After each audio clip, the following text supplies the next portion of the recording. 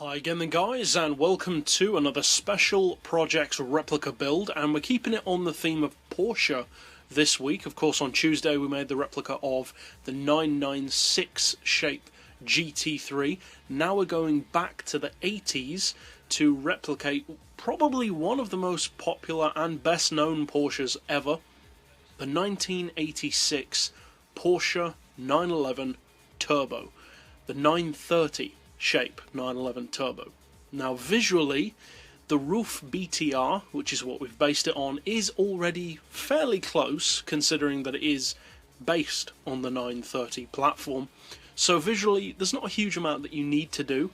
That being said, even if there was, we don't have much of an option because it's not a premium car. Now all I've done to make it look more authentic to the era and to the car is to fit it with American Racing torque thrust rims, which actually aren't too far off the classic 911 Turbo wheels. I've left them in the standard size, and for the colour I've personally opted for kind of a faded 80s looking red. It's actually called Fusion Red, and it comes from the Tesla Roadster. You don't have to go for that colour, of course. There are a wide variety of other colours which it was available in. I just wanted it to look 80s appropriate. So there's no real need to go over to the visual tuning garage just for those two things. So we'll go straight over to the mechanical tuning garage first of all for the setup of the car, and then of course, as always, take it out to a racetrack to see how it handles, how it performs, and if it's fun. Now the PP on this particular model is actually a little bit lower than I would have personally predicted it at, especially given the power that it's running. 475 is actually very reasonable for essentially a Porsche. Now it is a production model that we're going for, of course, so we've gone for sports tyres rather than racing. We've left the brakes standard for the same reason. For the suspension, we've got the ride height on 120 front and rear. Springs we've rounded off to 425 and 750. The dampers we've got on 3. We've reduced the anti-roll to 2, just to give it a little bit more of a classic feel, not necessarily as refined as a newer Porsche. We've got neutral camber and tow. We'll come back to the gearbox in just a second. We've left the clutch and flywheel standard.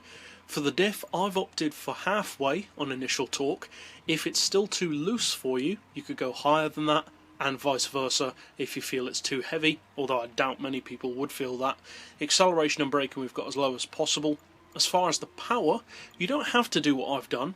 As is often the case with these tunes, you can get the power without fitting as many parts as I have. In fact, technically, all you need to do is reduce the power down from the standard, because the actual car that we're replicating, the Turbo Sport or Turbo S, has 326 horsepower.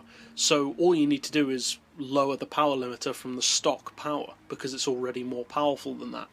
I wanted, though, to round it off to 475 pp. And if you also want to do that, you will need an oil change. Then you'll want your exhaust manifold, intake tuning, and I've gone for the mid-range turbo. As far as the weight, you want to add 190 kilos of ballast. Now, according to different sources that I found, some said it weighs 1,360 kilos, some said closer to 1,380, so I opted to go in between those two at 1,370. And finally, for the gearbox, we are running a version of the real gears. There may well have been more than one type of gearbox that you may want to go for. We're going for a 4-speed gearbox. I believe it's the 930-36 spec gearbox. And what you want to do for that is a gearbox flip, and basically you want to put your auto setting up to 273, then come down to your final drive, put it to 4.6, then come back to your auto setting, click it down and up a peg. Then you'll be able to hit these individual gears, and these, as I said, are the real gear ratios of the 4-speed gearbox of 2250, 1304, 0893, 0625, and then 5th and 6th don't matter. And you want a final drive of 4.22. And that's the real 4-speed gearbox option, and that is enough to give you a top speed in the region of 190-ish, a little over, and I would recommend using a manual just so it sticks to the 4 gears better. But that's it overall for the mechanical replica of the car. Now let's of course take it out to a racetrack to see how it performs. Now, being as it is a replica of a more production, street-based Porsche, albeit a high-performance model back in its day, of course, I wanted the car to be a bit more challenging. Very, very deliberately so. And although the handling is very good, in the sense that it's quick, it's certainly not as beginner-friendly as some other cars, and that's not just down to the tune, that's down to the car itself as well. Porsches, especially classic ones, are known for being challenging, and you want that to be the case, for the car to feel authentic, and also for it to feel more fun, because not all cars need to be beginner-friendly. Some people like to have more of a challenge. So if you do decide to use this build, which is certainly a very quick car at the 475 pp level, both for straight line and circuit potential, obviously I hope you find it fun, and it definitely is competitive at the 475 pp level. And if you'd like to keep up with other replicas like this in the future, be sure to hit subscribe down below for that. But for now, as always, thanks for watching.